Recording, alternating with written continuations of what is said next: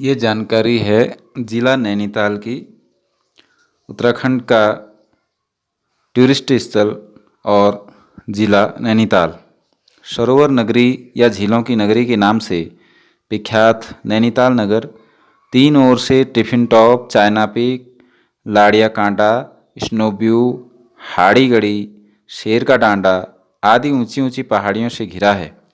यह नगर समुद्र तल से लगभग 1938 मीटर की ऊंचाई पर स्थित है। विश्व पर्यटन के मानचित्र पर यह एक ऐसा पर्यटन स्थल है जहां सबसे अधिक झीलें हैं। इस नगर के बीच में नैनी झील, जिसकी लंबाई लगभग 1500 मीटर, चौड़ाई लगभग 510 मीटर और गहराई 10 से 156 मीटर है। यह ताल तीन ओर से 7 पहाड़ियों या सप्तभृंग अयारपाटा, देवपात, हाड़ीगदी, चाइना पीक, स्नोव्यू, आलमसरिया कांटा और शेर का डांडा से घिरा हुआ है। ताल के दोनों ओर सड़क बनी है और ताल का ऊपरी भाग मल्ली ताल और निचला वाला भाग तल्ली ताल कहलाता है। इस झील के अलावा आसपास अन्य झीलें भी हैं जिन्हें छह खाता कहा जाता है। 1882 में काठगोदाम तक रेल लाइन तथा 1891 में जिला मुख्यालय बन जाने के बाद इस झील नगरी का तेजी से विकास हुआ है।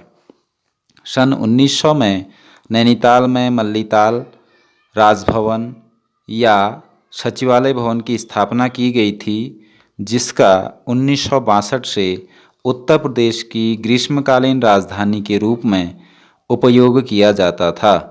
राज्य निर्माण के बाद 9 नवंबर 2000 से इसी भवन में उत्तराखंड उच्च न्यायालय को शिफ्ट किया गया है।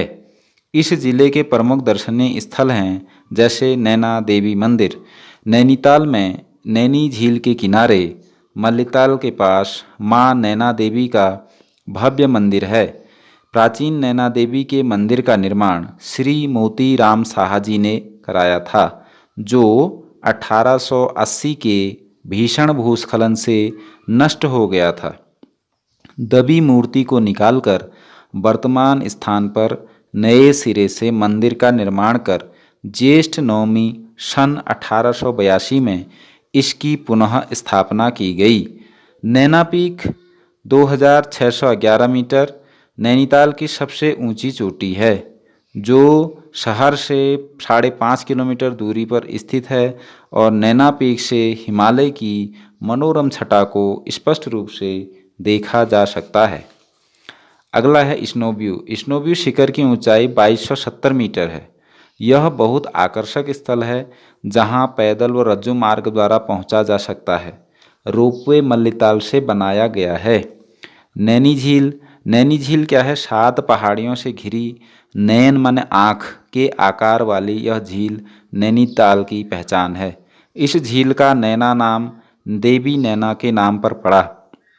पौराणिक कथाओं के अनुसार जब भगवान शिव देवी सती के मृत शरीर को ले जा रहे थे तो उनकी आँख यहाँ पर गिरी और झील का निर्माण हो गया। अगला है नलताल। नैनीताल से 27 किलोमीटर दूर नलताल स्थित है। कमल पुष्पों की प्रचुरता के कारण इसे कमलताल भी कहते हैं। भवाली। यह स्थल समुद्र तल से 1106 मीटर की ऊंचाई पर है, जो नैनीताल से 11 किलोमीटर दूर स्थित है। भवाली अपनी प्राकृतिक उत्कृष्टता एवं पर्वतीय फल बाजार के लिए प्रसिद्ध है। भीमताल। यह स्थल समुद्र तल से 1370 मीटर की ऊंचाई पर है, जो भवाली से लगभग 11 किलोमीटर और नैनीताल से 22 किलोमीटर की दूरी पर स्थित है। भीमताल की सौंदर्यपूर्ण झील पर्यटकों के लिए भव्य दृश्य प्रदान करती है। यह झील नैनी झील से बड़ी है। पर्यटक झील में नौकायन का आनंद प्राप्त करते हैं और झील के मध्य में एक द्वीप है जिस पर एक रेस्टोरेंट है। कैंची धाम। नैनीताल अल्मोड़ा मार्ग पर भवाली से 8 किलोमीटर दूर नीम करौली बाबा का एक मंदिर है, जो तीर्थाटन का एक महत्वपूर्ण स्थल बन गया है। यहाँ प्रतिवर्ष 15 जून को एक विशाल भंडारे का आयोजन किया जाता है। लैंड्स एंड नैनीताल से 4 किलोमीटर की दूरी पर स्थित है। इस स्थान से खुरपाताल का रमणीक दृश्य तथा ऊंची नीची मनोरम पर्वत श्रृंखलाओं का दर्शन किया जा सकता है। कॉर्बेट राष्ट्रीय उद्यान सन 1936 में हैली राष्ट्रीय उद्यान के नाम से इस उद्यान को वर्तमान नाम 1957 में मिला। यह 520.82 वर्ग किलोमीटर 312.76 वर्ग किलोमीटर पौड़ी में पर 208.8 वर्ग किलोमीटर क्षेत्र नैनीताल में स्थित है। इस पार्क का प्रवेश द्वार ढिकाला नैनीताल में है, जो कि रामनगर से काफ़ी निकट है। इस राष्ट्रीय उद्यान में राज्य के अन्य उद्यानों की अपेक्षा पर्यटक अधिक आते हैं। विस्तृत जानकारी के लिए वन्य जीव संरक्षण विभाग यहाँ हेल्प करने के लिए तैयार है। कालाढूंगी नैनीताल से 50 किलोमीटर और कार्बेट से 35 किलोमीटर की दूरी पर स्थित है। यहाँ जिम कार्बेट का मकान और संग्रहालय वन्य प्रेमियों का मुख्य आकर्षण है। वेधशाला शहर से 4.4 किलोमीटर दूर स्थित 1651 मीटर ऊंची पहाड़ी पर नैनीताल की वेधशाला है। घोड़ाखाल नैनीताल से लगभग 15 किलोमीटर दूर है और जहाँ पर न्यायकारी ग्वेल देवता का मंदिर है। जनश्रुति के अनुसार न्याय न मिलने पर निर्दोष व्यक्ति को ग्वेल के दरबार में प्रार्थना पत्र जमा करते थे तथा उनको ग्वेलजू न्याय दिलाते थे। स्थानीय लोग इस न्याय के देवता को डाना ग्वेल, गैराड़क ग्वेल या बड़ी ग्वेल के नाम से पूजते हैं। काठगोदाम पूर्वोत्तर रेलवे का कुमाऊं क्षेत्र का एक बहुत महत्वपूर्ण रेलवे स्टेशन है। यह स्टेशन 1884 में चालू हुआ था। कुमाऊं के पर्वतीय क्षेत्रों एवं पर्यटन स्थलों को देश के अन्य भागों से सीधे जोड़ने वाला यह स्टेशन कुमाऊं का प्रवेश द्वार माना जाता है। यह पहाड़ी क्षेत्र का प्रमुख व्यापारिक मंडी भी है।